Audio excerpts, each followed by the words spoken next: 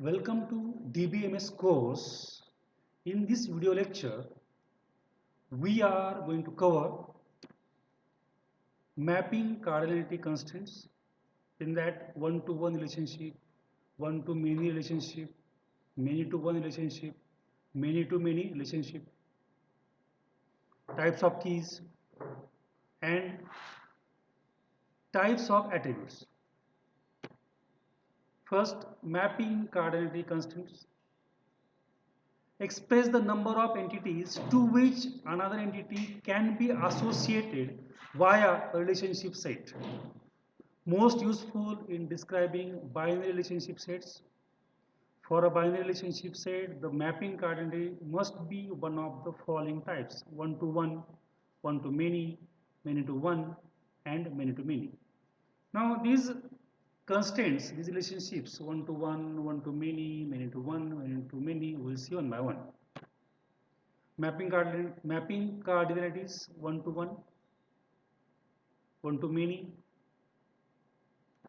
many to one, many to many. Now let us see one by one. See, in one to one,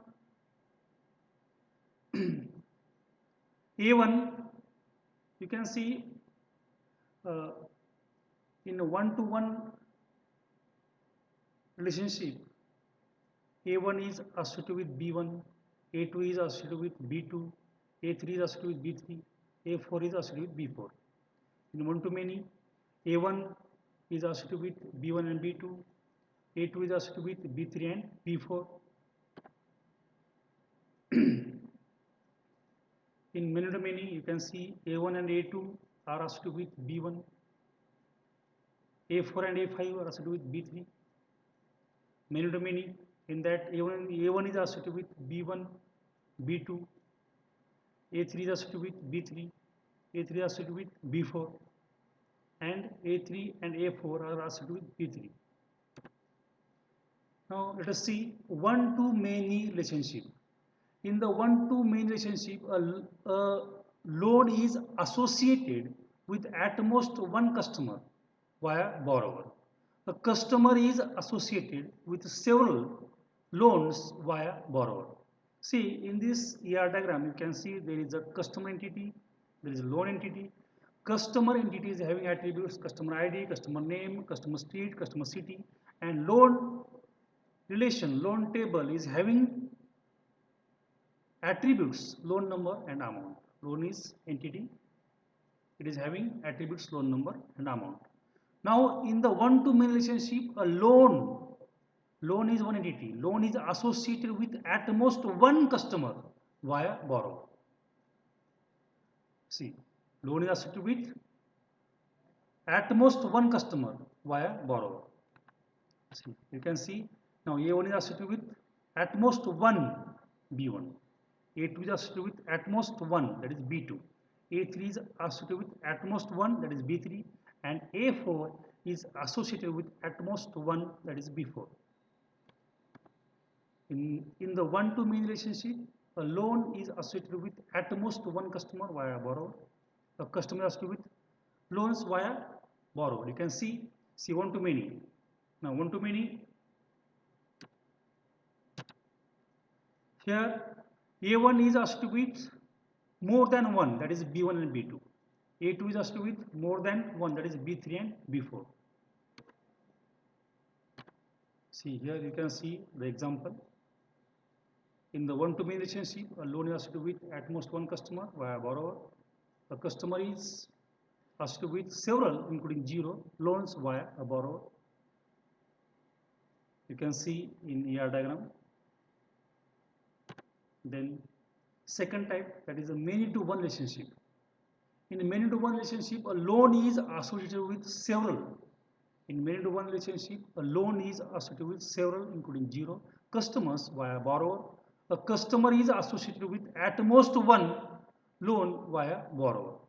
You can see here diagram, there is a customer entity, it is having attributes: customer ID, customer name, customer street, customer city. You can see the loan entity, it is having attributes: loan number and amount. See, in one to many, you can see the A1 is associated with B1 and B2, A2 is associated with B3 and B4. Now third, many to one relationship. In many to one relationship, a loan is associated with several, including customers via borrower, and a customer is associated with at most one loan via borrower. In many to one relationship, a loan is associated with several, including zero, customers via borrower. So you can see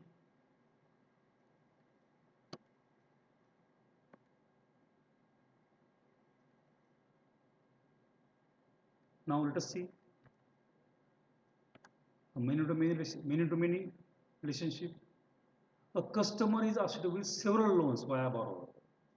In many to many relationship, a customer is associated, I repeat, in many to many relationship, a customer is associated with several loans via borrower. A loan is associated with several customers via borrower. Now, the many to many relationship, a customer is associated with several loans via borrower. A loan is associated with several customers via borrower. See, in this diagram, you can see the customer entity is having attributes: customer ID, customer name, customer street, customer city.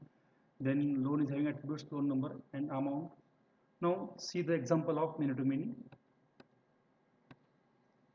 See here, A1 and A2 are associated with B1, and A1 is associated with B2. The both A1 and A2 are associated with B1, and A1 is associated with B1 and B2. I repeat, A1 is associated with B1 and B2, and both A1 and A2 are associated with B1. This is many to many relationship. Just we saw one to many relationship, many to one, many to many. Now let us move towards the next point, that is keys. Keys are the most important point in DBMS course. We are going to uniquely identify record by using keys. There are different keys. There are different types of keys in DBMS course. See, we'll see different kinds of keys in that: candidate key, primary key, secondary key, unique key, composite key, surrogate key, partial key, foreign key, alternate key, and super key. These are the different types of keys in DBMS course. Keys, first, a super key. A super key of an entity set is a set of one or more attributes whose values uniquely determine each entity. A super key of an entity set is a set of one or more attributes whose values uniquely determine each entity. The candidate key of an entity set is a set of keys. A minimal super key. A minimal super key is called as candidate key. Customer ID is a candidate key of customer. Account number is a candidate key of account. Although several candidate keys may exist, one of the candidate key is selected to be the primary key. Primary key uniquely identify each record in table. Primary key uniquely identify each record in a table. Primary key must contain unique values. Primary keys must contain unique values and cannot contain null values. Null values are not allowed in a primary key. A table can have only one primary key. A table can have only one primary key. See, in candidate key there might be one or group of one or more than one, what we can say, keys. A customer ID is a candidate key of customer. Account number is a candidate key of customer. A super key is a combination of more than one keys. Super key of an entity set is a set of one or more attributes whose values determine each entity. But in primary key, the null value will not be allowed. Primary key uniquely identify each record in table. Primary key must contain unique values and cannot contain null values. A table can have only one primary key. A table can have only one primary key. Here you can see the candidate keys. See, Student ID, roll number, email are the candidate keys. Student ID is only one primary key in a table. Student ID, it is the name of the column, it is the attribute, and for the column whose name is student ID, we are going to make this column as a primary key and it is unique. No duplicate value is allowed. No null value is allowed in student ID column. You can see the alternate keys. So these are the different types of keys. In that we are going to focus on super key, candidate key, primary key and foreign keys. We will see foreign key in unit number 2. See the super key. The keys are the most important bit in DBMS course. Let us see a super key. A super key of an entity set is a set of one or more attributes whose values uniquely determine each entity. A candidate key of an entity set is a set of keys. A minimal super key. A minimal super key is a candidate key. Although several candidate keys may exist, one of the candidate keys is stated to be a primary key. And just we saw the primary key. Primary key uniquely identifies each record in a table. Primary key must contain unique values and cannot contain null values. A table can have only one primary key. The different types of keys. You can see the candidate key, primary key in this table. Student ID is a primary key. Now let us move towards next bit, that is different types of attributes. Different types of attributes. Now this diagram tells, this is ER diagram. ER diagram with composite, multi-valued and derived attributes. Customer. Customer is entity. Customer is an entity and it is having attributes like customer ID, name. Again, name is having attributes like what you can say, sub attributes like first name, middle name, last name. Then customer is having attribute address. Address is having sub attributes like street, city, state, zip code.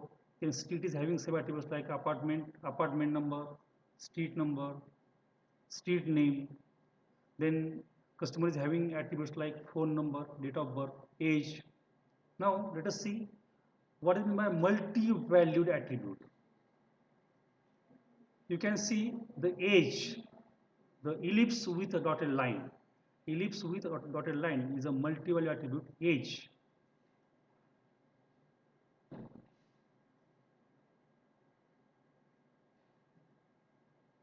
I'm sorry. The phone number, see in this diagram, the phone number is a multi-value attribute. The double ellipse is a multi-value attribute. Phone number can be derived. Phone number is having multiple values. You can see the phone number can have the multiple values. Then age is a derived attribute. The ellipse with a dotted line is a derived attribute. Age can be derived from date of birth. Age can be derived from date of birth. Age can be changed, but date of birth cannot be changed. Age can be derived from date of birth. So age is called as derived attribute. And you can see the ellipse with dotted line. Ellipse with dotted line is derived attribute. And the double ellipse, you can see the double ellipse, that is multi-valued attribute. Phone number, there might be multiple phone numbers at workplace, phone number at home, the personal phone number. So there might be multiple numbers. So this is multi-valued attribute. So this is about the types of attributes. Thank you.